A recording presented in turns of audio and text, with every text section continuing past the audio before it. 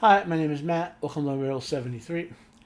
Now it's time for me to review Outer Range, Episode 4, The Loss. This is a light spoiler review. The following episode, at the beginning, there'll be a section where I have a detailed spoiler follow up for Episode 4. I'll conclude the whole first season with a summary review where I go over everything, to points that can't be expressed in individual episodes.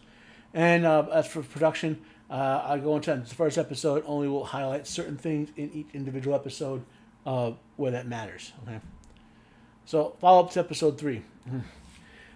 I had mentioned some of this in the spoiler review, spoiler safe review in the previous episode review. But with the attention being devoted to the sheriff's election, we still can't determine if the election is important as a plot in of itself, or as part of the resolution of another plot, or if the election is simply being used as part of Joy Hawk's character arc, justifying how she is in certain places in certain times and why she does certain things. So we need to see more in coming episodes to clarify what the role of the election is in the sequence of events we're seeing in the season. If we see more of our opponent Trudy, then I think that'll tell us which way they're going on that, or at least it's one possible thing. Now, there are a lot of fine details in episode 3, so there's no way I'll be able to cover all of it. So I will probably have more about some of this stuff at the end of the season in the summary. We learn more about Royal's childhood, that he lied and said his family died, when in fact it's only his father who had died. Royal or had a mother and sister whom he has never seen again. I wonder if Autumn is going to wind up being related to him. It will be interesting if Autumn turned out to be his niece, or are they planting that mention of mother and sister to foreshadow future characters coming in. We'll see. Rhett winds up in jail, which allows the plot about Trevor Tiller's death to move forward. Basically, there's a sequence of events with an interrogation in here that's pretty well done. I'll put it that way.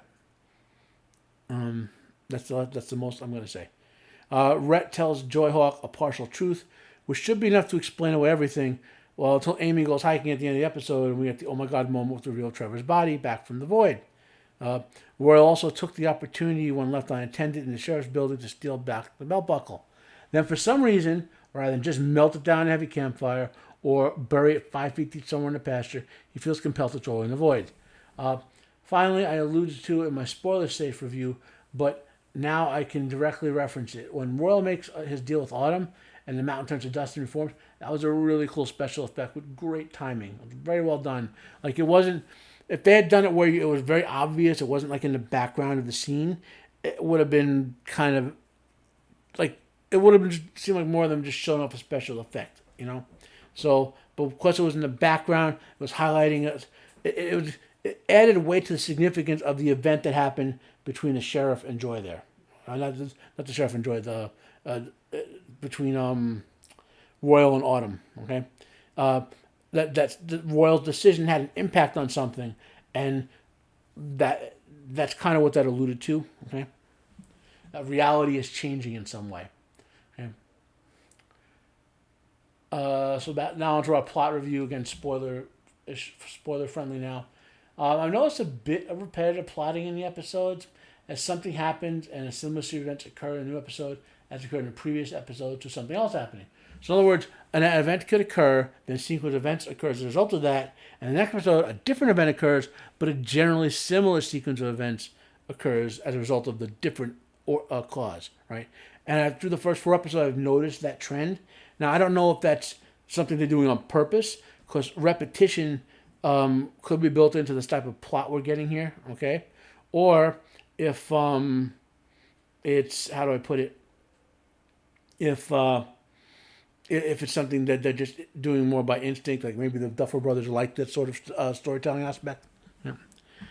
We do begin to learn more about Wayne Tillerson, why Wayne Tillerson's in the land. It's not much of a spoiler to say, but there's some sort of mineral at play. We also saw the mining reports in previous episodes. And also, just pay attention to Sheriff Joy's Hawk scenes in this episode. Tamara Podemsky, who's the actress who plays her, is really given a chance to shine, and like 9% of the time, her scenes as a sheriff investigating the crime are done exceptionally well in this episode. And suffice it to say, events do come back to haunt several characters. Finally, this episode does move quite a bit of many subplots forward in a conniving way. The Duffer Brothers so far have demonstrated great skill in managing these plots. Really want to see more of Royal's backstory, as I said, both as a child before he was 9 years old and after that, and when he basically became an abbot. Hopefully we'll get that. To me, this is a 9.5 out of 10.